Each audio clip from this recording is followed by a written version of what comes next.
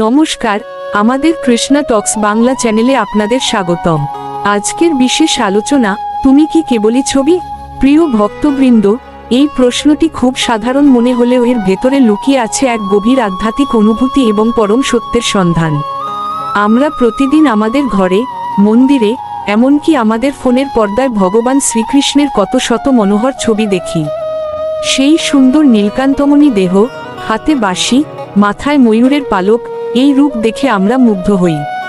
কিন্তু কখনো কি একা বসে নিজেকে প্রশ্ন করেছি, ভগবান শ্রীকৃষ্ণ কি সত্যিই কেবলই একটি কাগজ বা কাঠের ফ্রেমে বাঁধানো ছবি, নাকি তিনি তার চেয়েও বড় কিছু? তিনি কি আমার হৃদয়ের ভেতরেই জীবন্ত রূপে নীরবে বসে আছেন? স্বয়ং ভগবান শ্রীকৃষ্ণ গীতায় অর্জুনকে লক্ষ্য করে বলেছেন, তিনি শুধু স্বর্গের কোনো দূরের সত্তা নন, তিনি সকল জীবের হৃদয় পরমাত্মা রূপে অবস্থান করেন। অর্থাৎ তিনি শুধু পূজার আসনে বা দেওয়ালে টাঙানো ফ্রেমে সীমাবদ্ধ নন, তিনি আমাদের প্রতিটি নিঃশ্বাসে, আমাদের প্রতিটি চেতনার মধ্যেই বিরাজমান। আজকের যান্ত্রিক সমাজে আমরা অনেক সময় ভগবানকে একটি ফ্রেমে আটকে ফেলি। আমরা ভাবি, সকালে একটু ধূপ প্রদীপ জ্বালালাম, প্রণাম করলাম, ব্যাস, আমার ভক্তির দায়িত্ব শেষ।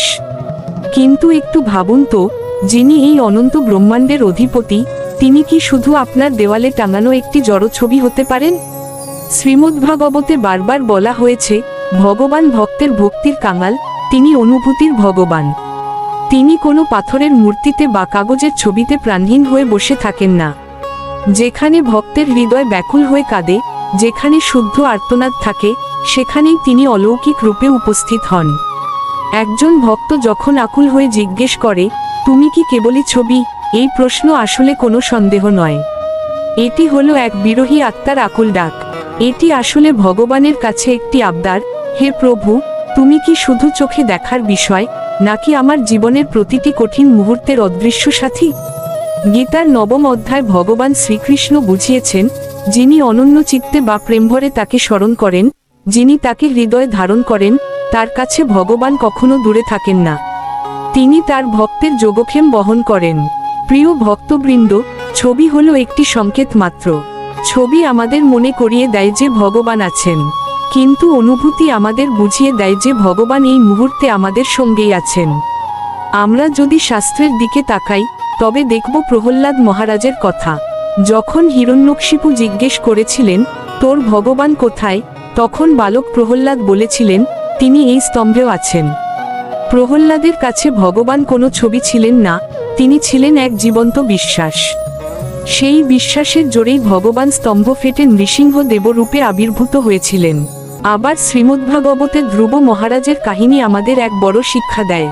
ধ্রুব যখন বনে গিয়েছিলেন, তিনি প্রথমে ভগবানকে বাইরে দেখতে চেয়েছিলেন, কিন্তু কঠোর তপস্যার পর যখন তার হৃদয়ের অন্ধকার ঘুচে গেল এবং ভগবান প্রকাশিত হলেন, তখন ধ্রুব বলেছিলেন, আমি যা খুঁজছিলাম তার চেয়েও অনেক বেশি পেয়েছি।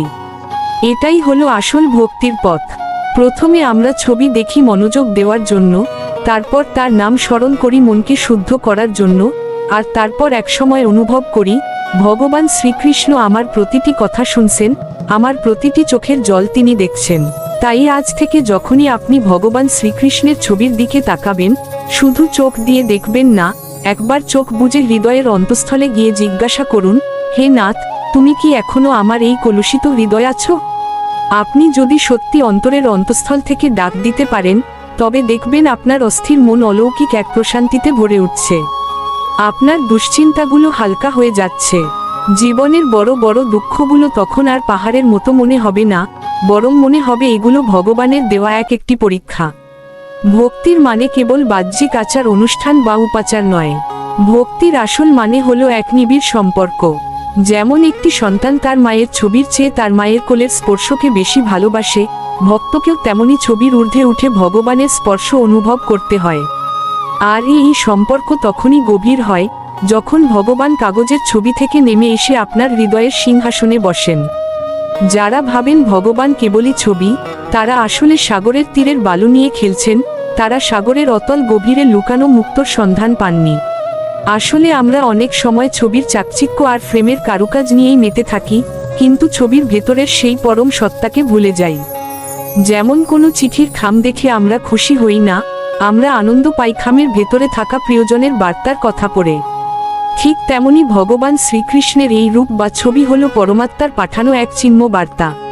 আমরা যদি কেবল ছবির বাইরের রূপটিকেই সত্য বলে মনে করি, তবে আমরা সেই মায়ার স্তরেই আটকে থাকব। কিন্তু যখন আমরা এই ছবিটিকে হৃদয়ের আধ্যাত্মিক চোখ দিয়ে দেখব, তখন বুঝতে পারব এই জড় জগতের প্রতিটি কণা আসলে তারই অস্তিত্বের প্রমাণ। তিনি যেমন ছবিতে আছেন, তেমনি তিনি বৃক্ষের পাতায় আছেন, নদীর কলতানে আছেন এবং প্রতিটি বিপন্ন মানুষের আর্তনাদেও আছেন।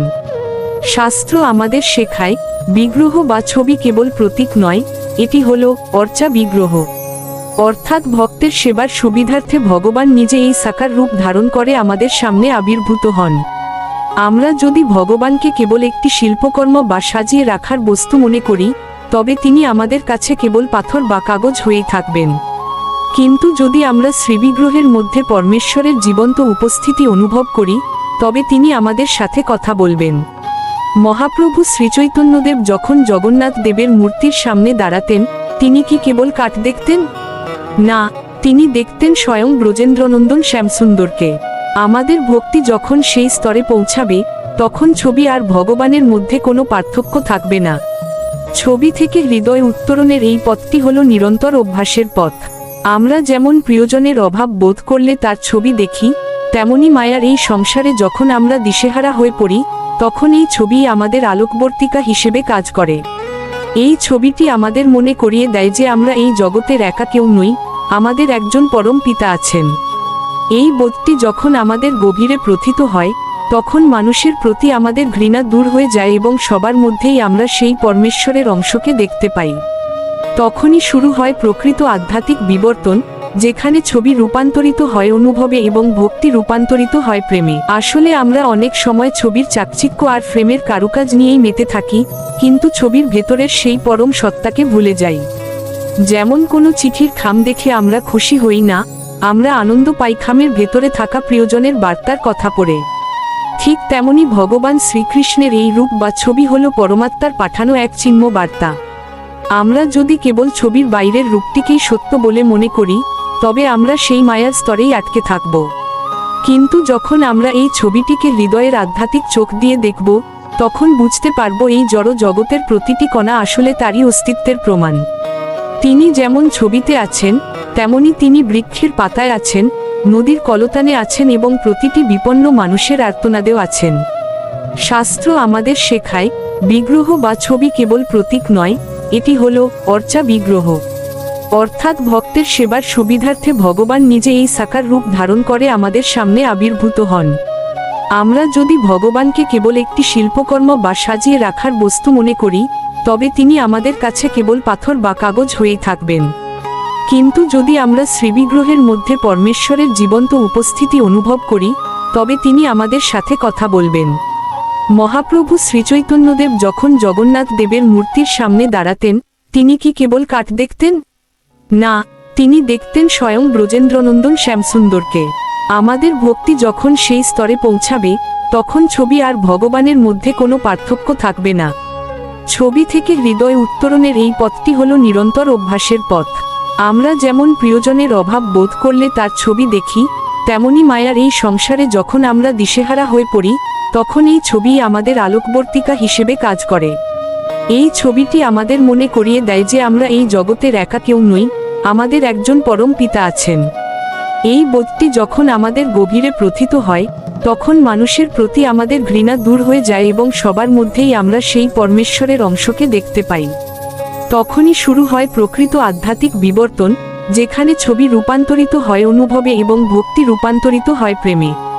শ্রীমদ্ভগবদ্গীতার শিক্ষা আমাদের সেই গভীর ডুব দিতে শেখায়। ভগবান বলেছেন, মন্মনা ভব মদ্ভক্ত, অর্থাৎ তুমি তোমার মনকে আমাতে অর্পণ করো। মনকে অর্পণ করা মানেই হলো ছবিকে হৃদয়ে জীবন্ত করে তোলা। এই কারণেই আজকের এই প্রশ্নটি এত শক্তিশালী, তুমি কি কেবলই ছবি? না, প্রিয় ভক্তবৃন্দ, ভগবান শ্রীকৃষ্ণ কেবলই ছবি নন। তিনি শব্দ রুক্ষ রূপে আমাদের কণ্ঠে আছেন, তিনি স্মরণ রূপে আমাদের স্মৃতিতে আছেন, তিনি প্রেম রূপে আমাদের দয়ায় আছেন এবং তিনি পরম আশ্রয় রূপে আমাদের শেষ ভরসায় আছেন।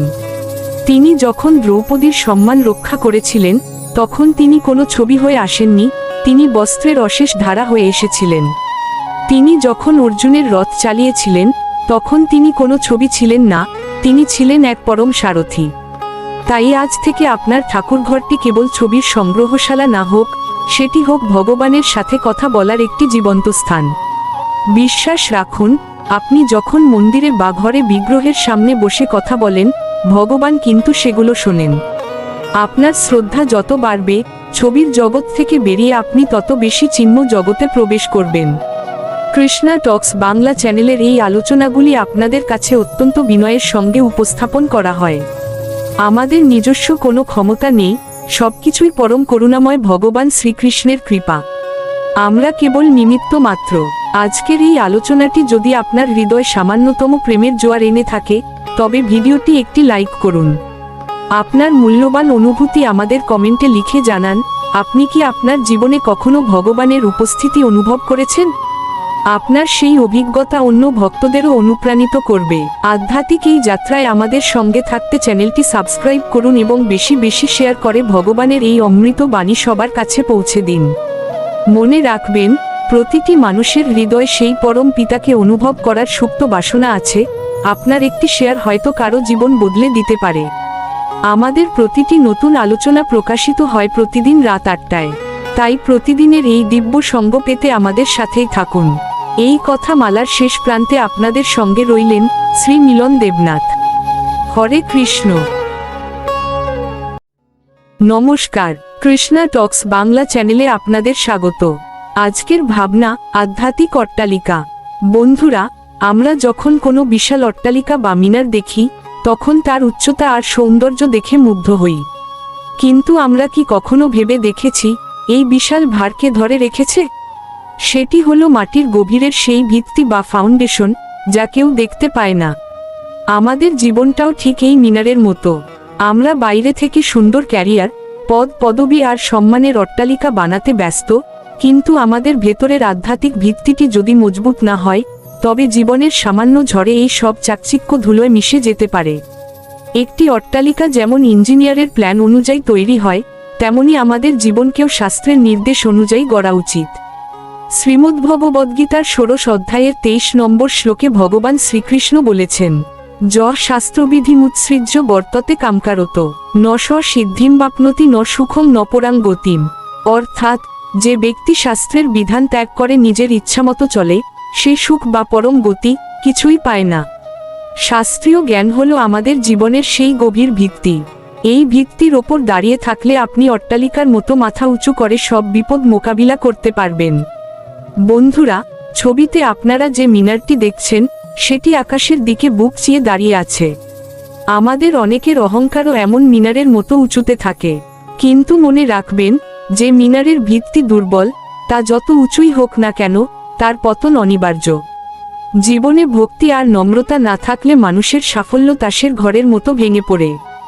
মহাপ্রভুর সেই দিব্য সংকীর্তন আমাদের শেখায় কিভাবে নিজের অহংকারকে ধুলোয় মিশিয়ে ভগবানের চরণে নিজেকে সঁপে দিয়ে একটি অক্ষয় আধ্যাত্মিক মিনার গড়ে তোলা যায়। আজকের এই টালমাটাল সময়ে আমাদের জীবন নামের অট্টালিকাটিকে টিকিয়ে রাখার সিমেন্ট বা শক্তি হল হরিনাম। কলিসন্তরণ উপনিষদে বলা হয়েছে, ইতি ষোড়শঙ্কং নামনাং কলিকল্পসনাশনম নাতো পর্তরোপায় সর্ববেদেষু দৃশ্যতে। এই 16 নামের মহামন্ত্রই কলিযুগের সব কলুষতা নাশ করার একমাত্র উপায়। যেমন লোহার রড আর সিমেন্ট দিয়ে একটি অট্টালিকার পিলার তৈরি করা হয়, তেমনি হরিনাম হলো আপনার জীবনের সেই মূল পিলার। এটি আপনার মনকে প্রতিকূল পরিস্থিতিতেও নড়তে দেবে না, বরং আপনাকে দেবে এক অটল স্থিরতা।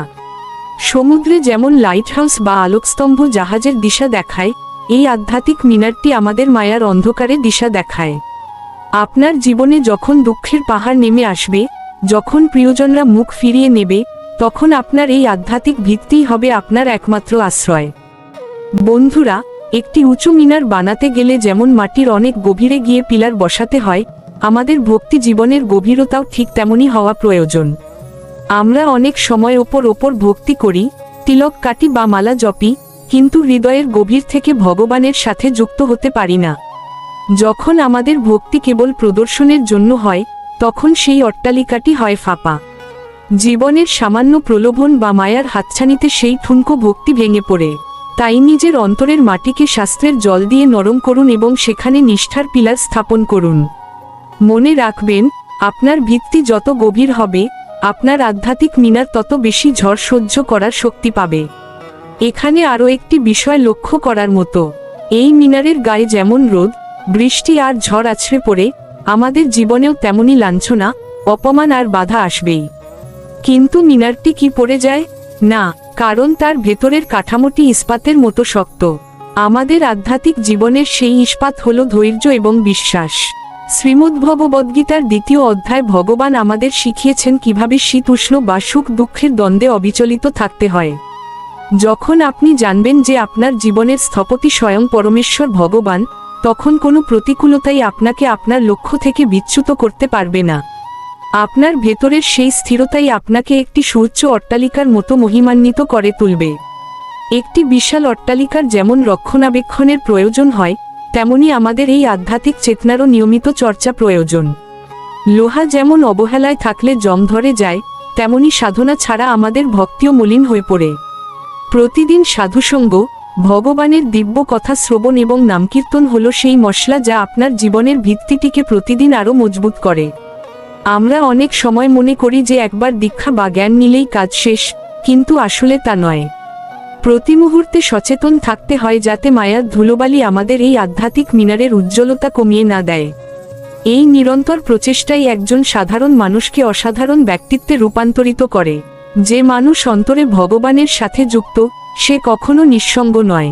তার ভেতরের মিনারটি তখন হয়ে ওঠে পরম প্রশান্তির এক দুর্গ, যেখানে কোনো জাগতিক হাহাকার পৌঁছাতে পারে না। সবশেষে বলবো, আসুন আমরা কেবল বাইরের অট্টালিকা বানাতে সময় নষ্ট না করে নিজের অন্তরের সেই আধ্যাত্মিক মিনারটিকে গড়ে তুলি। নামের পরশ পাথরে নিজের হৃদয়ের জং সরিয়ে সেই ভিত্তিটি মজবুত করি, তবেই আমরা জীবনের সার্থকতা খুঁজে পাব। বন্ধুরা, আজকের এই আলোচনাটি যদি আপনার জীবনের ভিত মজবুত করতে সাহায্য করে, তবে ভিডিওটি লাইক ও শেয়ার করুন। আপনাদের মূল্যবান মন্তব্য আমাদের জানান এবং প্রতিদিন রাত 8টায় আমাদের এই বিশেষ আয়োজনে শামিল হতে কৃষ্ণা টক্স বাংলা চ্যানেলটি সাবস্ক্রাইব করে রাখুন। এই কথা মালার শেষ প্রান্তে আপনাদের সঙ্গে রইলেন শ্রী মিলন দেবনাথ। হরে কৃষ্ণ। নমস্কার, কৃষ্ণা টক্স বাংলা চ্যানেলে আপনাদের স্বাগত। আজকের ভাবনা, পৃথিবীর সবচেয়ে বিশাল মন্দির, পাথরের আড়ালে লুকানো আধ্যাত্মিক রহস্য। মানব ইতিহাসের পাতায় আমরা এমন কিছু স্থাপত্যের নিদর্শন পাই, যা দেখলে আমাদের মস্তক শ্রদ্ধায় নত হয়ে আসে।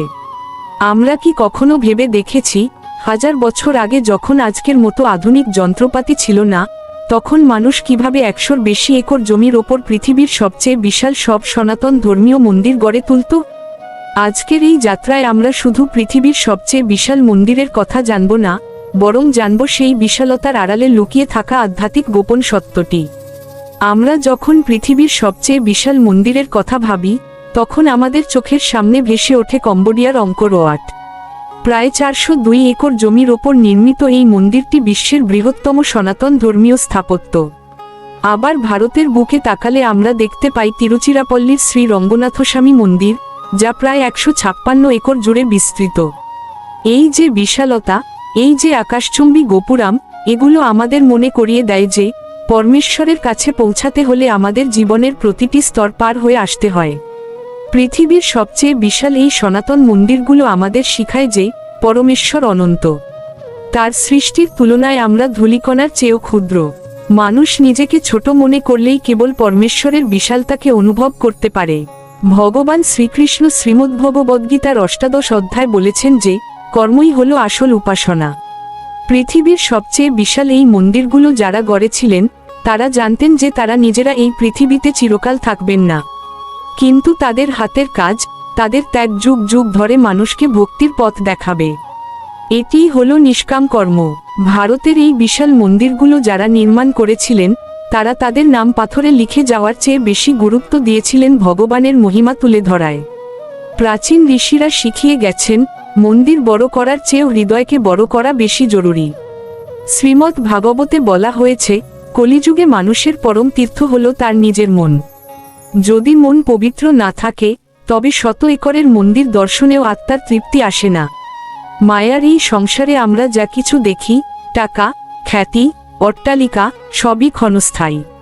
পৃথিবীর সবচেয়ে বিশাল মন্দিরগুলো বছরের পর বছর ঝড় বৃষ্টি সয়ে দাঁড়িয়ে আছে, কিন্তু তাদের নির্মাতা আজ নেই। এটি আমাদের জন্য এক বড় শিক্ষা। আমরাও আমাদের জীবনে অহংকারের বড় বড় অট্টালিকা গড়ে তুলি, কিন্তু ভুলে যাই যে মৃত্যুর সময় কিছুই সাথে যাবে না।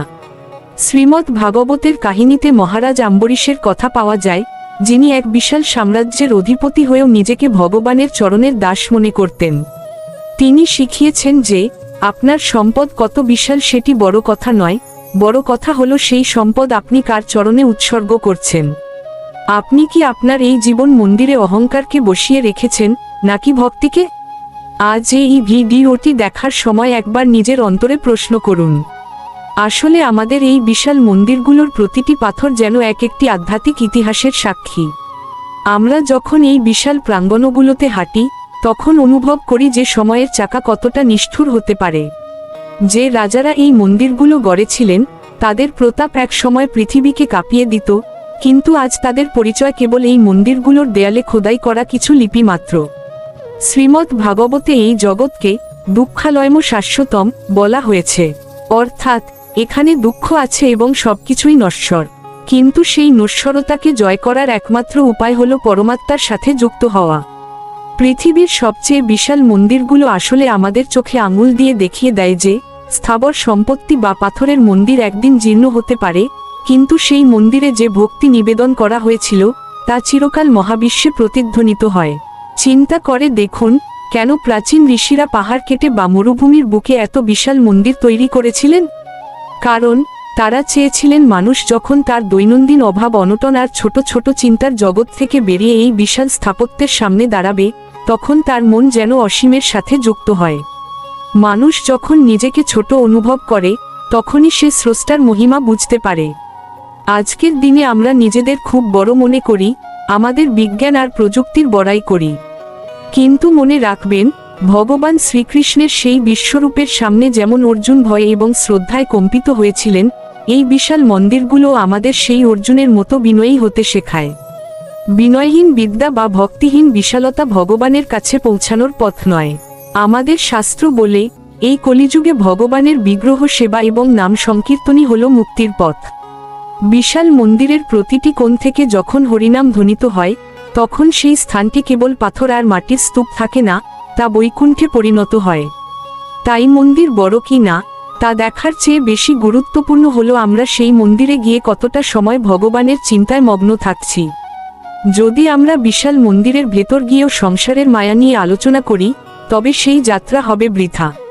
আমাদের জীবনের প্রতিটি ক্ষণ যেন এক একটি পাথরের মতো হয়, যা গেথে আমরা আমাদের অন্তরে একটি ভক্তির মন্দির গড়ে তুলব। সেই মন্দির হবে পৃথিবীর সবচেয়ে বিশাল মন্দিরের চেয়েও শক্তিশালী, কারণ সেখানে স্বয়ং অন্তর্যামী শ্রীকৃষ্ণ বিরাজ করবেন।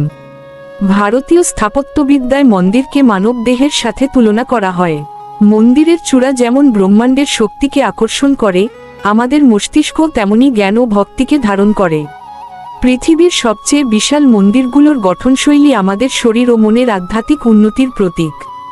মন্দির প্রাঙ্গণে প্রবেশ করার সময় মানুষ যেমন জুতো বাইরে রেখে যায়, আধ্যাত্মিক জীবনে প্রবেশের সময় আমাদের উচিত আমাদের লোভ, লালসা এবং হিংসাকে বাইরে ফেলে আসা।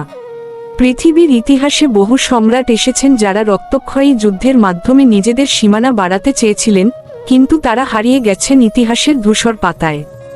অথচ সেই সব সাধক এবং কারিগররা যারা পাথরে পাথর গেঁথে ভক্তির মন্দির গড়েছেন, তাদের সৃষ্টি আজও কোটি কোটি মানুষকে শান্তি দেয়। আসলে আমরা অনেক সময় ছবির চাকচিক্য আর ফ্রেমের কারুকাজ নিয়েই মেতে থাকি, কিন্তু ছবির ভেতরের সেই পরম সত্তাকে ভুলে যাই। যেমন কোনো চিঠির খাম দেখে আমরা খুশি হই না, আমরা আনন্দ পাই খামের ভেতরে থাকা প্রিয়জনের বার্তার কথা পড়ে। ঠিক তেমনি ভগবান শ্রীকৃষ্ণের এই রূপ বা ছবি হল পরমাত্মার পাঠানো এক চিহ্ন বার্তা। আমরা যদি কেবল ছবির বাইরের রূপটিকেই সত্য বলে মনে করি, তবে আমরা সেই মায়ার স্তরেই আটকে থাকব। কিন্তু যখন আমরা এই ছবিটিকে হৃদয়ের আধ্যাত্মিক চোখ দিয়ে দেখব, তখন বুঝতে পারব এই জড় জগতের প্রতিটি কণা আসলে তারই অস্তিত্বের প্রমাণ। তিনি যেমন ছবিতে আছেন, তেমনি তিনি বৃক্ষের পাতায় আছেন, নদীর কলতানে আছেন এবং প্রতিটি বিপন্ন মানুষের আর্তনাদেও আছেন। শাস্ত্র আমাদের শেখায়, বিগ্রহ বা ছবি কেবল প্রতীক নয়, এটি হলো অর্চা বিগ্রহ, অর্থাৎ ভক্তের সেবার সুবিধার্থে ভগবান নিজে এই সাকার রূপ ধারণ করে আমাদের সামনে আবির্ভূত হন। আমরা যদি ভগবানকে কেবল একটি শিল্পকর্ম বা সাজিয়ে রাখার বস্তু মনে করি, তবে তিনি আমাদের কাছে কেবল পাথর বা কাগজ হয়েই থাকবেন। কিন্তু যদি আমরা শ্রীবিগ্রহের মধ্যে পরমেশ্বরের জীবন্ত উপস্থিতি অনুভব করি, তবে তিনি আমাদের সাথে কথা বলবেন। মহাপ্রভু শ্রীচৈতন্যদেব যখন জগন্নাথ দেবের মূর্তির সামনে দাঁড়াতেন, তিনি কি কেবল কাঠ দেখতেন? না, তিনি দেখতেন স্বয়ং ব্রজেন্দ্রনন্দন শ্যামসুন্দরকে। আমাদের ভক্তি যখন সেই স্তরে পৌঁছাবে, তখন ছবি আর ভগবানের মধ্যে কোনো পার্থক্য থাকবে না। ছবি থেকে হৃদয় উত্তরণের এই পথটি হল নিরন্তর অভ্যাসের পথ। আমরা যেমন প্রিয়জনের অভাব বোধ করলে তার ছবি দেখি, তেমনি মায়ার এই সংসারে যখন আমরা দিশেহারা হয়ে পড়ি, তখন এই ছবি আমাদের আলোকবর্তিকা হিসেবে কাজ করে। এই ছবিটি আমাদের মনে করিয়ে দেয় যে আমরা এই জগতের একা কেউ নই, আমাদের একজন পরম পিতা আছেন। এই বোধটি যখন আমাদের গভীরে প্রথিত হয়, তখন মানুষের প্রতি আমাদের ঘৃণা দূর হয়ে যায় এবং সবার মধ্যেই আমরা সেই পরমেশ্বরের অংশকে দেখতে পাই। তখনই শুরু হয় প্রকৃত আধ্যাত্মিক বিবর্তন, যেখানে ছবি রূপান্তরিত হয় অনুভবে এবং ভক্তি রূপান্তরিত হয় প্রেমে। ভারতীয় স্থাপত্যবিদ্যায় মন্দিরকে মানব দেহের সাথে তুলনা করা হয়। মন্দিরের চূড়া যেমন ব্রহ্মাণ্ডের শক্তিকে আকর্ষণ করে, আমাদের মস্তিষ্ক তেমনি জ্ঞান ও ভক্তিকে ধারণ করে। পৃথিবীর সবচেয়ে বিশাল মন্দিরগুলোর গঠনশৈলী আমাদের শরীর ও মনের আধ্যাত্মিক উন্নতির প্রতীক। মন্দির প্রাঙ্গণে প্রবেশ করার সময় মানুষ যেমন জুতো বাইরে রেখে যায়,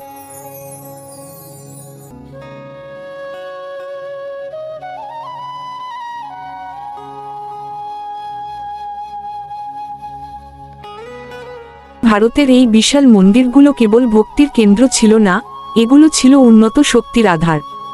আধুনিক বিজ্ঞান আজ বুঝতে পারছে যে মন্দিরের গর্ভগৃহ এমনভাবে তৈরি করা হতো যাতে মহাজাগতিক শক্তি বা পজিটিভ এনার্জি সেখানে ঘনীভূত হয়। আমরা যখন শ্রী রঙ্গনাথস্বামী মন্দিরের মতো বিশাল প্রাঙ্গণে হাঁটি, তখন মন্দিরের প্রতিটি পাথর থেকে এক বিশেষ কম্পন আমাদের শরীরে প্রবেশ করে। শ্রীমদ্ ভাগবতে বলা হয়েছে, শুদ্ধ মন্ত্রোচ্চারণ এবং পবিত্র বিগ্রহের উপস্থিতিতে চারপাশের বায়ুমণ্ডলও পবিত্র হয়ে যায়। এই বিশাল মন্দিরগুলো তৈরির পেছনে উদ্দেশ্য ছিল এমন একটি পরিবেশ তৈরি করা, যেখানে মানুষ প্রবেশ করা মাত্রই জগতের যাবতীয় দুশ্চিন্তা ভুলে পরমেশ্বরের সাথে একাত্ম হতে পারে। এটি কেবল দেখার বিষয় নয়, এটি অনুভবের বিষয়। যেমন গীতায় বলা হয়েছে, শ্রদ্ধাবান ব্যক্তি জ্ঞান লাভ করেন। আমরা প্রায়ই ভাবি, ভগবান কি কেবল বড় মন্দিরেই থাকেন? উত্তর হলো না, কিন্তু বিশাল মন্দিরের প্রয়োজনীয়তা রয়েছে আমাদের মনের বিশালতা বাড়ানোর জন্য। বদ্ধ ঘরে থাকলে আমাদের মনও ছোট হয়ে যায়, কিন্তু যখন আমরা আকাশের নিচে বিশাল মন্দিরের চূড়া দেখি, তখন আমাদের চিন্তা জগতের সীমা ছাড়িয়ে অসীমে ছড়িয়ে পড়ে। এই বিশাল মন্দিরগুলো আমাদের শিখিয়ে দেয় যে ত্যাগের মাধ্যমেই শ্রেষ্ঠত্ব অর্জন করা যায়। যেমন পাথরের গায়ে শত সহস্র আঘাত সয়ে একটি সুন্দর বিগ্রহ তৈরি হয়, তেমনি আমাদের জীবনে আসা দুঃখ কষ্টের আঘাতগুলো আসলে আমাদের আত্মাকে সুন্দর ও পবিত্র করার জন্যই আসে। পৃথিবীর সবচেয়ে বিশাল এই মন্দিরগুলো শতাব্দীর পর শতাব্দী ধরে যে ধীরস্থিরতা আর শান্তির বার্তা দিচ্ছে, তা আমাদের অস্থির জীবনের জন্য শ্রেষ্ঠ ঔষধ। পাথরের মন্দিরে গিয়ে আমরা যদি নিজেদের ভেতরকার ঈশ্বরকে চিনতে না পারি, তবে সেই বিশালতা আমাদের জন্য অর্থহীন। পরিশেষে আমাদের মনে রাখতে হবে, পৃথিবীর সবচেয়ে বিশাল মন্দিরগুলো আমাদের কেবল পাথরের বিশালতা দেখানোর জন্য নয়, বরং আমাদের অন্তরের আধ্যাত্মিকতাকে জাগিয়ে তোলার জন্য নির্মিত হয়েছিল। মায়ার এই হাতছানি থেকে মুক্তি পেতে হলে আমাদের গীতায় বর্ণিত পথে চলতে হবে। পৃথিবীর বৃহত্তম মন্দির আপনার সামনে থাকুক বা না থাকুক, যদি আপনার হৃদয়ে এক ফোঁটা ভক্তি থাকে, তবে আপনি যেখানেই বসে নাম জপ করবেন, সেখানেই ভগবান বিরাজ করবেন। আসুন, আমরা বড় মন্দির দর্শনের পাশাপাশি নিজেদের চরিত্রকে আরও নির্মল করি এবং প্রতিটি কাজে ভগবানের উপস্থিতি অনুভব করার চেষ্টা করি। এই চ্যানেলে ধর্মীয় বা আধ্যাত্মিক কোনো না কোনো বিষয়ে আলোচনা হয়, প্রতিদিন রাত 8টায়। আজকের আলোচনার মূল বিষয় ছিল সবচেয়ে বিশাল মন্দিরের আড়ালে বিনম্র ভক্তি। আলোচনাটি যদি আপনার মনে কোনো গভীর ভাব জাগিয়ে থাকে, তবে ভিডিওটি লাইক দিন এবং কমেন্টে আপনার মূল্যবান মতামত জানান। আমাদের এই আধ্যাত্মিক পরিবারে যুক্ত হতে কৃষ্ণা টক্স বাংলা চ্যানেলটি সাবস্ক্রাইব করে রাখুন। ধন্যবাদ। আনতে শ্রী মিলন দেবনাথ। কৃষ্ণা টক্স বাংলা। হরে কৃষ্ণ। নমস্কার, আমাদের কৃষ্ণা টক্স বাংলা চ্যানেলে আপনাদের স্বাগতম। আজকের ভাবনা, কি সুন্দর আখের ফুল। না না, আমি ভীমরুল। প্রকৃতির দিকে তাকালে আমরা অনেক কিছু শিখতে পারি, কারণ প্রকৃতি কখনো মিথ্যে বলে না, আমরাই তাকে ভুল বুঝে নিই। দূর থেকে আখের ফুল দেখতে খুব সুন্দর, সাদা, নরম, তুলোর মতো। হালকা বাতাসে যখন দুলে ওঠে, মনে হয় যেন কোনো স্বর্গীয় সৌন্দর্য। তখন আমাদের মন অজান্তেই বলে ওঠে, কি সুন্দর আখের ফুল। কিন্তু ঠিক তখনই যদি ভেতর থেকে আরেকটা বিবেকী কণ্ঠ ওঠে, না না, আমি ভীমরুল। এই এক লাইনের মধ্যেই লুকিয়ে আছে মানুষের জীবন, তার ভুল, তার শিক্ষা আর তার মুক্তির পথ। ভীমরুল ফুলে বসে মধুর জন্য। সে শুধু রং দেখে বিভ্রান্ত হয় না, সে আকার দেখে সিদ্ধান্ত নেয় না। সে জানে সব ফুলে মধু থাকে না। আখের ফুল যতই সুন্দর হোক, সেখানে ভীমরুলের জন্য কিছু নেই। তাই সে সেখানে স্থির হয় না, বরং সচেতনভাবে থেমে যায়। এই থেমে যাওয়াটাই হলো আসল প্রজ্ঞা। শ্রীমদ্ভগবদ্গীতার 2য় অধ্যায় 2:67 ভগবান শ্রীকৃষ্ণ বলেছেন, ইন্দ্রিয়ানাং হি চরতাং জন্মনোহনুবিধীয়তে তদস্য হরতি প্রজ্ঞাং বায়ুনাগ্নিবাম্ভসী।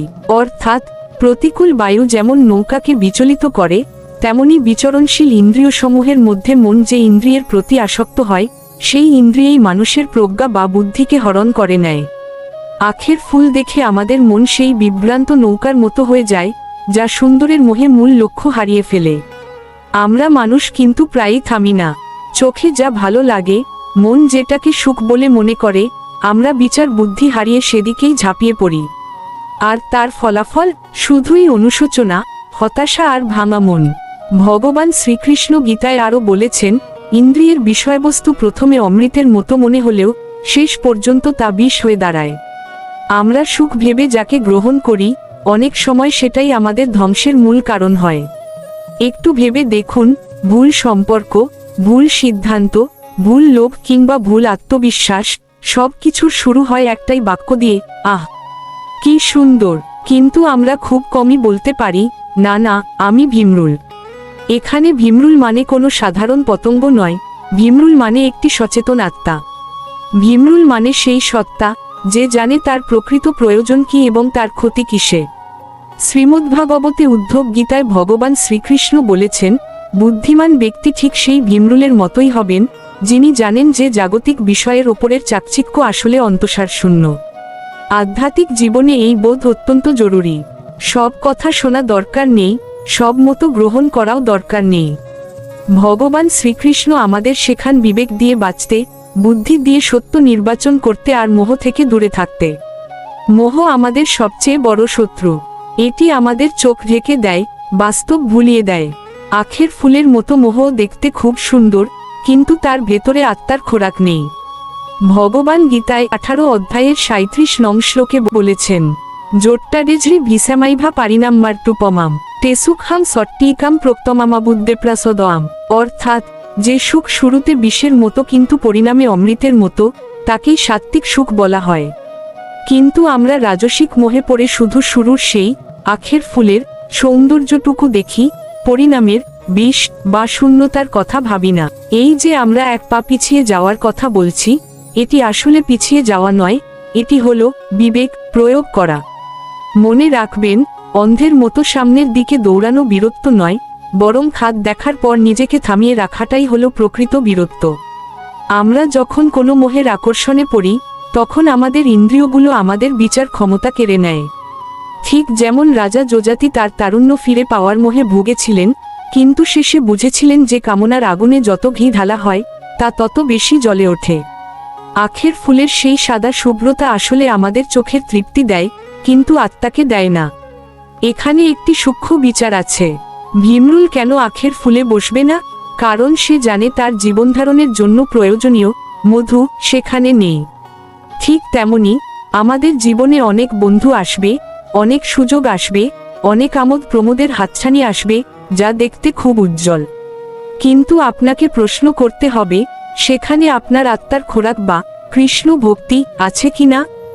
যদি না থাকে, তবে সেই চাকচিক্য আপনার জন্য ভীমরুলের কামড়ের চেয়েও বিষাক্ত হতে পারে।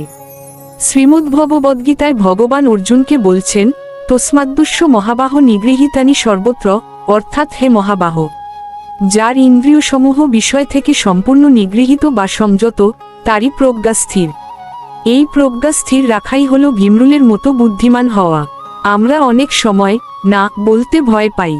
আমরা ভাবি, যদি না বলি তবে হয়তো সুযোগ হারাবো, বা লোকে আমায় পাগল বলবে। কিন্তু মনে রাখবেন, মায়ার ডাককে না বলা মানে পরমেশ্বরের ডাকে হ্যাঁ বলা। মা শক্তি বা দুর্গা দেবী আমাদের পরীক্ষা করেন। তিনি আখের ফুলের মতো হাজারো প্রলোভন আমাদের সামনে ছড়িয়ে রাখেন। এটি তার দায়িত্ব, কিন্তু আমাদের দায়িত্ব হলো সেই প্রলোভনের ভেতর থেকে সত্যকে খুঁজে বের করা। প্রহ্লাদ মহারাজ যেমন হিরণ্যকশিপু রাজকীয় বৈভব আর ক্ষমতার মোহে পা দেননি, তিনি তার ভক্তি মধুর খোঁজ পেয়েছিলেন শ্রীহরির চরণে। তিনি জানতেন, রাজপ্রাসাদ হলো সেই আখের ফুল যা আজ আছে কাল নেই, কিন্তু হরিভক্তি হলো সেই অক্ষয় মধু যা চিরকাল থাকে। আজ যদি আমরা একটু ভীমরুল হতে পারি, তবে আমরা শিখব কোথায় থামতে হয়, কখন না বলতে হয়, আর কখন মোহ থেকে পিছিয়ে আসতে হয়। মনে রাখবেন, না বলা কোনো দুর্বলতা নয় এবং সময়মতো থেমে যাওয়া মানেই পরাজয় নয়, বরং এগুলোই হলো প্রকৃত আত্মশক্তির লক্ষণ। জীবনে অনেক সময় এক পা পিছিয়ে যাওয়াই ভবিষ্যতে দুই পা এগিয়ে যাওয়ার পথ তৈরি করে দেয়।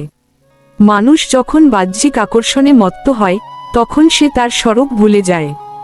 শ্রীমদ্ভাগবতে বর্ণিত হয়েছে যে, মায়া মানুষকে অন্ধকার কূপে নিক্ষেপ করে সেই আখের ফুলের মতো মোহের প্রলোভন দেখিয়ে। কিন্তু যিনি ভীমরুলের মতো সতর্ক, তিনি সেই ফাঁদ এড়িয়ে চলেন। প্রকৃত সুখ ফুলের সৌন্দর্যে নেই, প্রকৃত সুখ আছে ফুলের গভীরে থাকা মধুতে, যা কেবল পরমেশ্বরের ভক্তি থেকেই পাওয়া সম্ভব। তাই আজ থেকে এই কথাটা মনে রাখুন, সব সুন্দর জিনিস আপনার জন্য নয়, সব ডাক আপনার উদ্দেশ্যে নয়। মন যখনই বলবে আহ কি সুন্দর, তখনই নিজেকে প্রশ্ন করুন, আমি কি সত্যিই ভীমরুলের মতো বিচার করছি, নাকি শুধু চোখের ভুলে মোহের চাকে থাবা দিচ্ছি? এই প্রশ্নটাই আপনাকে জাগিয়ে তুলবে। আর এই জাগরণই হলো আধ্যাত্মিক পথের প্রকৃত শুরু। ভিডিওটি ভালো লাগলে লাইক দেবেন এবং কমেন্টে আপনার অনুভূতি জানাবেন। নতুন হলে সাবস্ক্রাইব করে আমাদের এই আধ্যাত্মিক পরিবারের সাথে থাকুন। প্রতিদিন রাত 8টায় আধ্যাত্মিক কোনো না কোনো বিষয়ে শাস্ত্রভিত্তিক আলোচনা হয়, শুনতে ভুলবেন না।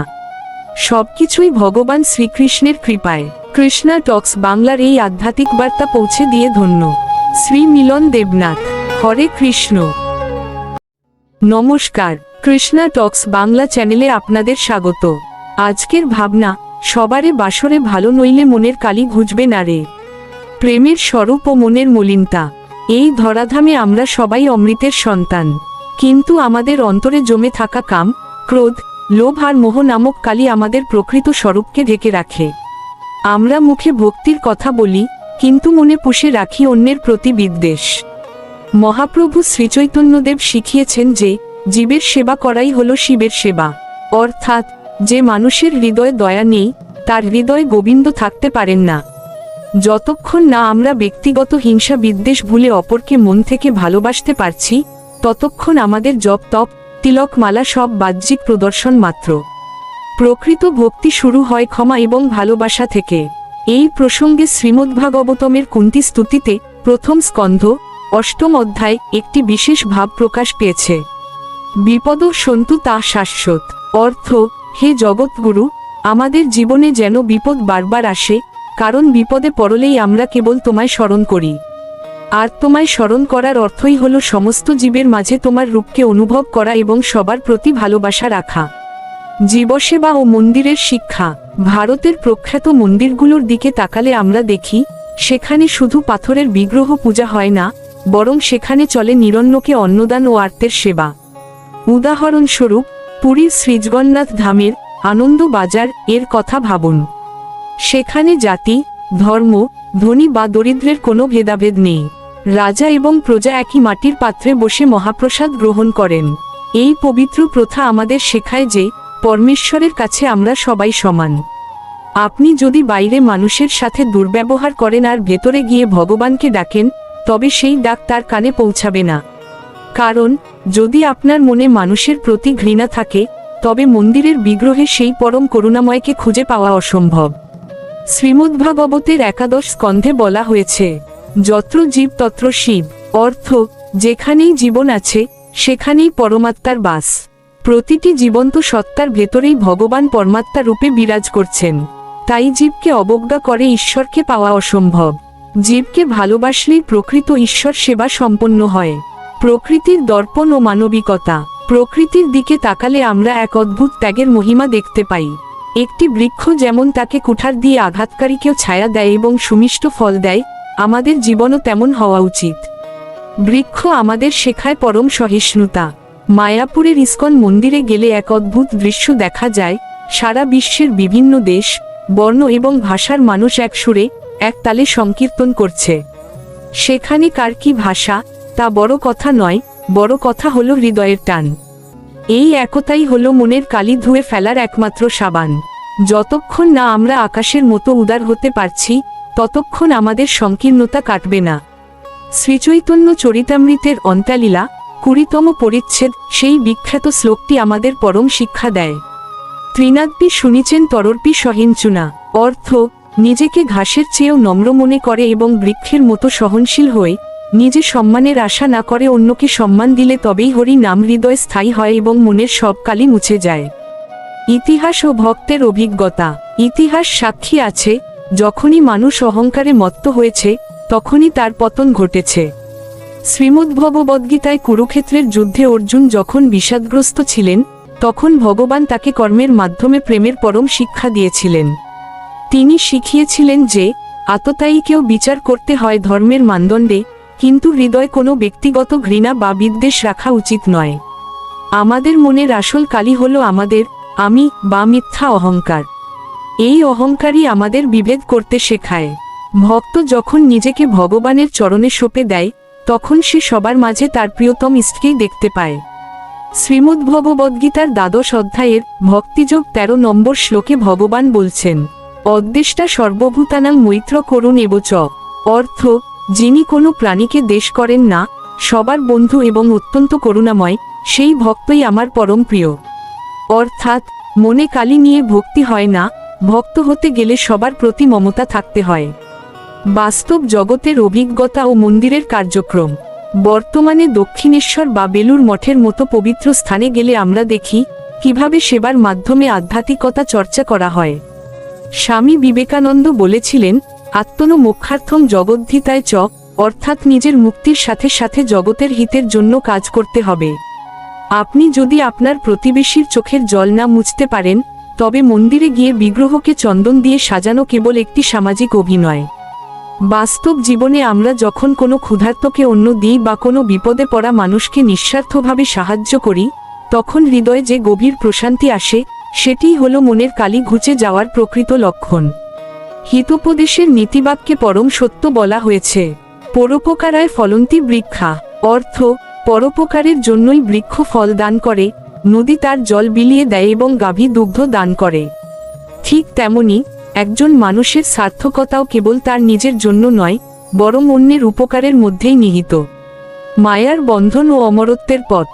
শ্রীমদ্ভগবদ্গীতার 2য় অধ্যায় ভগবান আমাদের আত্মার অমরত্বের কথা স্মরণ করিয়ে দিয়েছেন।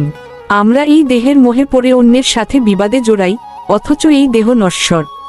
পৃথিবীর সবচেয়ে বড় আশ্চর্য হল, আমরা প্রতিদিন আমাদের চারপাশে মানুষের মৃত্যু দেখছি, তবুও মনে করি আমরা চিরকাল বেঁচে থাকব। এই মাই আমাদের মনের কালি বাড়ায়। অমরত্বের তৃষ্ণা তখনই মিটবে যখন আমরা নশ্বর শরীরের মোহ ত্যাগ করে অবিনশ্বর আত্মার আত্মীয় হিসেবে সবাইকে আপন করে নেব।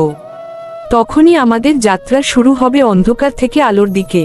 বৃহদারণ্যক উপনিষদে এই চিরন্তন প্রার্থনাটি পাওয়া যায়, অসত মা সদ্ভয়, তমস মা জ্যোতির্গময়।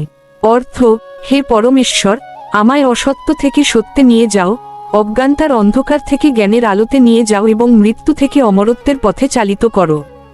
উপসংহার। পরিশেষে বলা যায়, ভক্তি কোনো কঠিন ব্যাকরণ বা শাস্ত্রীয় বিতর্ক নয়, ভক্তি হলো এক সরল এবং পবিত্র বিশ্বাস। যতক্ষণ মনের কোণে কুটিলতা বা শঠতা থাকবে, ততক্ষণ হৃদয় কৃষ্ণ প্রেমের উদয় হবে না। ত্যাগের আনন্দ ও মনের শুদ্ধি। মনের গভীরে লুকিয়ে থাকা স্বার্থপরতাই হলো প্রকৃত কালি। আমরা প্রায়ই ভাবি, আমার কি লাভ? কিন্তু সনাতন ধর্ম আমাদের শেখায় ত্যাগের মহিমা। রাজা রন্তিদেবের কথা ভাবুন, যিনি নিজে ক্ষুধার্ত থেকেও তার শেষ সম্বলটুকু এক ক্ষুধার্ত পথচারীর মুখে তুলে দিয়েছিলেন। তিনি সবার মাঝে পরমাত্মাকে দেখেছিলেন। শ্রীমদ্ভগবদ্গীতার 3য় অধ্যায় ভগবান শ্রীকৃষ্ণ বলেছেন যে, যারা কেবল নিজের জন্য রান্না করে বা নিজের ভোগের কথা ভাবে, তারা আসলে পাপ ভক্ষণ করে। মনের কালি ধুয়ে ফেলার উপায় হল নিজের ক্ষুদ্র স্বার্থ ত্যাগ করে পরের মঙ্গলে নিজেকে নিয়োজিত করা। যখন আপনি অন্যের মুখে হাসি ফোটাবেন, তখন আপনার অন্তরের কালি মুছে গিয়ে সেখানে এক স্বর্গীয় আলোর উদয় হবে। এই তত্ত্বাগী হল অমরত্বের সোপান। ক্ষমা ও হৃদয়ের প্রশস্ততা। কারো প্রতি ঘৃণা বা ক্ষোভ পুষে রাখা মানে হল নিজের হৃদয় বিষ বহন করা। এই বিষই আমাদের মনের স্বচ্ছতাকে নষ্ট করে। শ্রীকৃষ্ণ কুরুক্ষেত্রের যুদ্ধে শিখিয়েছেন যে, অন্যায়ের বিরুদ্ধে লড়াই করা ধর্মের অঙ্গ, কিন্তু ব্যক্তিগত আক্রোশ থেকে মুক্ত থাকাই হল যোগ। মহাপ্রভু চৈতন্যদেব বলেছিলেন, কেউ যদি তোমায় নিন্দা করে বা আঘাত দেয়, তবুও তাকে ক্ষমা করো এবং তার মঙ্গল কামনা করো। ক্ষমা হলো একটি অলংকার, যা মনের সব অন্ধকার দূর করে দেয়। আমরা যখন কাউকে ক্ষমা করি, তখন আমরা আসলে নিজেদেরই মনের কালি থেকে মুক্ত করি। মনে রাখবেন, ঈশ্বরকে কেবল সেই হৃদয়েই পাওয়া যায়, যা ক্ষমা আর করুণায় পরিপূর্ণ। ক্ষমাশীল ব্যক্তি মৃত্যুর ওপারে এক অবিনশ্বর শান্তির অধিকারী হন। অহংকার বিসর্জন ও দাস্যভাব। আমাদের মনের সবচেয়ে বড় কালি হল অহংকার। আমি অনেক জানি বা আমি শ্রেষ্ঠ, এই বোধই আমাদের ঈশ্বর থেকে দূরে সরিয়ে রাখে। হনুমানজির কথা ভাবুন, তার অসীম শক্তি থাকা সত্ত্বেও তিনি নিজেকে রামের একজন নগণ্য দাস মনে করতেন। এই বিনয়ই তাকে অমরত্ব দান করেছে। নদী যেমন সাগর অভিমুখে যাওয়ার সময় সবকিছু বিলিয়ে দিয়ে শান্ত হয়, আমাদের জীবনকেও তেমনি ভক্তি আর বিনয়ের স্রোতে ভাসিয়ে দিতে হবে। শ্রীমদ্ভগবদ্গীতার 13তম অধ্যায় ভগবান প্রথমেই অমানিত্ব বা গর্বহীনতার কথা বলেছেন। যখন আমাদের মন থেকে আমি এবং আমার এই আমিত্বের কালি দূর হবে, তখনই আমরা বুঝতে পারব যে জগতের প্রতিটি ধূলিকণায় শ্রীকৃষ্ণের হাতের ছোঁয়া আছে। বিনয়ই হল মায়ার বন্ধন কাটার প্রধান অস্ত্র। পরিশেষে বলা যায়, ভক্তি কোনো কঠিন ব্যাকরণ বা শাস্ত্রীয় বিতর্ক নয়, ভক্তি হল এক সরল এবং পবিত্র বিশ্বাস। যতক্ষণ মনের কোণে কুটিলতা বা শঠতা থাকবে, ততক্ষণ হৃদয় কৃষ্ণ প্রেমের উদয় হবে না। তাই আসুন, আমরা আজ থেকে শপথ নিই, আমরা সবাইকে ভালোবাসব, কারো প্রতি মনে কোনো ঘৃণা বা মালিন্য পোষণ করব না। তবেই আমাদের এই মানব জন্ম সার্থকতা পাবে। মনে রাখবেন, অন্যের ভালো চাইলে নিজের ভালো এমনিতেই হয়। শান্তি পাঠের সেই অমর বাণী আমাদের সবার জীবনের মূলমন্ত্র হোক। সর্বে ভবন্তু সুখিনো, সর্বে সন্তু নিরাময়া। অর্থ, জগতের সকল প্রাণী সুখী হোক, সবাই রোগমুক্ত থাকুক এবং সবার মঙ্গল হোক। জগতের কেউ যেন দুঃখের ভাগী না হয়। আমাদের এই আধ্যাত্মিক যাত্রায় আমাদের সাথে থাকার জন্য আপনাদের আন্তরিক কৃতজ্ঞতা জানাই। আমাদের চ্যানেলে প্রতিদিন রাত 8টায় জীবনের বিভিন্ন গভীর ও আধ্যাত্মিক বিষয় নিয়ে বিশেষ আলোচনা প্রকাশিত হয়। এছাড়াও দিনের অন্যান্য সময়ে আপনাদের জন্য ছোট ও বড় বিভিন্ন গুরুত্বপূর্ণ আধ্যাত্মিক ভিডিও আপলোড করা হয়। এই আলোচনাগুলো নিয়মিত শুনতে এবং আমাদের পরিবারের সদস্য হতে চ্যানেলটি সাবস্ক্রাইব করে বেল আইকনটি অল অন করে রাখুন। আপনার একটি লাইক এবং কমেন্ট আমাদের আরও অনুপ্রাণিত করবে। সবাই ভালো থাকুন, সুস্থ থাকুন। হরে কৃষ্ণ। বিনম্র নিবেদনে, শ্রী মিলন দেবনাথ, কৃষ্ণা টক্স বাংলা। নমস্কার, কৃষ্ণা টক্স বাংলা চ্যানেলে আপনাদের স্বাগত। আজকের ভাবনা, লোহার গায়ে জং ধরা। বন্ধুরা, লোহা যখন খোলা জায়গায় অবহেলায় পড়ে থাকে, তখন বাতাস আর জলের সংস্পর্শে তাতে ধীরে ধীরে জং ধরে যায়। আমাদের মনটাও ঠিক তেমনি। এই জড় জগতের মায়া, স্বার্থপরতা, অহংকার আর কামনার বিষাক্ত বাতাসের সংস্পর্শে আসতে আসতে আমাদের হৃদয়েও এক ধরনের আধ্যাত্মিক জং ধরে গিয়েছে। জং ধরা লোহা যেমন ভেতর থেকে ক্ষয় হয়ে ভেঙে পড়ে, আমাদের মনও তেমনি তার আসল শক্তি, শান্তি আর আনন্দ হারিয়ে ফেলছে। আমরা ছোট ছোট বিষয়ে অস্থির হয়ে পড়ি, খিটখিটে হয়ে যাই। এই জং কিন্তু বাইরের কোনো জল বা সাবান দিয়ে ধুয়ে পরিষ্কার করা যায় না, এর জন্য প্রয়োজন এক বিশেষ ব্রহ্মশক্তির। যখন লোহার ওপর জং এর আস্তরণ পড়ে, তখন তার ওপর কোনো রং ধরে না, তার উজ্জ্বলতা হারিয়ে যায়। আমাদের জীবনের অবস্থাও তাই। আমরা কত মোটিভেশনাল কথা শুনি, কত ভালো উপদেশ পড়ি, কিন্তু কোনোটাই আমাদের মনে স্থায়ী হয় না। কেন? কারণ আমাদের হৃদয়ের ওপর সেই জং এর মোটা স্তর পড়ে আছে। এই স্তরটি আমাদের সত্য দেখতে দেয় না। আমরা মিথ্যেকেই সত্য বলে ধরে নিই এবং অনিত্য বস্তু বা মানুষের পেছনে ছুটে জীবন পার করে দিই। এই জং আমাদের বিচার বুদ্ধিকে আচ্ছন্ন করে ফেলে, যার ফলে আমরা সঠিক সিদ্ধান্ত নিতে পারি না। শাস্ত্রে এক অদ্ভুত পরশ পাথরের কথা বলা হয়েছে, যার সামান্য ছোঁয়ায় কালো লোহাও উজ্জ্বল সোনা হয়ে যায়। আমাদের এই জংধরা হৃদয়ের জন্য সেই পরশ পাথর হল ভগবানের দিব্য নাম। শ্রীমদ্ভগবদ্গীতার 10ম অধ্যায়ের 25 নম্বর শ্লোকে ভগবান শ্রীকৃষ্ণ স্বয়ং বিভূতি যোগে বলেছেন, যজ্ঞানাং জপযজ্ঞস্যি, অর্থাৎ সমস্ত যজ্ঞের মধ্যে আমি হলাম জপযজ্ঞ। জপ বা হরিনাম হল সেই চিহ্ন পরশ পাথর যা মানুষের লোহার মতো কঠিন আর মলিন হৃদয়কেও এক নিমেষে শুদ্ধ সোনায় রূপান্তরিত করতে পারে। আপনি যখন একাগ্র চিত্তে এই নাম জপ করেন, তখন সেই পবিত্র কম্পনে হৃদয়ের সেই বহু পুরনো কলুষতার জংগুলো একে একে খসে পড়তে শুরু করে। আমাদের হৃদয়ে জং ধরা মানে হলো আমাদের চেতনার আয়না ধুলো আর ময়লায় ঢেকে যাওয়া। মহাপ্রভু শ্রীচৈতন্যদেব তার বিখ্যাত শিক্ষাষ্টকম এর প্রথম শ্লোকেই এই মহৌষধের বর্ণনা দিয়েছেন, চেতদর্পণমার্জনং ভবমহাদাবাগ্নি নির্বাপনম, অর্থাৎ সংকীর্তনের মাধ্যমে আমাদের হৃদয়ের দর্পণ বা আয়নাটি মার্জিত বা পরিষ্কার হয়। লোহায় জং ধরলে যেমন তার আসল জেল্লা ঢাকা পড়ে যায়, তেমনি আমাদের হৃদয়ে জং থাকলে আমরা নিজের ভেতরে ভগবানের প্রতিচ্ছবি দেখতে পাই না। এই নাম সংকীর্তন হল সেই ডিভাইন পলিশিং বা পরিষ্কার করার যন্ত্র, যা আপনার ভেতরের শুদ্ধ আত্মাকে আবার উজ্জ্বল করে তোলে এবং সংসারের ত্রিতাপ জ্বালা বা দুঃখের আগুনকে চিরতরে নিভিয়ে দেয়। কর্মকারের দোকানে আপনারা হয়তো দেখেছেন, জং ধরা লোহাকে যখন তীব্র আগুনে পোড়ানো হয়, তখন তার সব ময়লা পুড়ে ছাই হয়ে যায় এবং লোহাটি আগুনের মতো টকটকে লাল রং ধারণ করে। সেই অবস্থায় লোহা আর আগুনের মধ্যে কোনো পার্থক্য থাকে না। ঠিক তেমনি ভক্তির আগুনে যখন আমরা নিজেদের সঁপে দিই, তখন আমাদের মনের সব হিংসা, দেশ আর হীনম্মন্যতার জং পুড়ে শেষ হয়ে যায়। মানুষ তখন নিজের ক্ষুদ্র আমিত্ব ভুলে ভগবানের ভেজে তেজিয়ান হয়ে ওঠে। তখন সে আর পরিস্থিতির দাস থাকে না, বরং সে সব প্রতিকূলতার ঊর্ধ্বে উঠে এক অলৌকিক নির্ভয়তা লাভ করে। একটি জং ধরা তলোয়ার যেমন যুদ্ধক্ষেত্রে কোনো কাজে লাগে না, তেমনি জং ধরা মন দিয়ে আমরা মায়ার বিরুদ্ধে লড়াই করতে পারি না। মায়া আমাদের বারবার আক্রমণ করে আর আমরা হেরে যাই। কিন্তু যখন আমরা প্রতিদিন হরিনাম জপ করি, তখন সেই তলোয়ারের ধার বাড়তে থাকে। সাধনার মাধ্যমে আমরা এমন এক মানসিক শক্তি অর্জন করি যা আমাদের রিপুগুলোকে দমন করতে সাহায্য করে।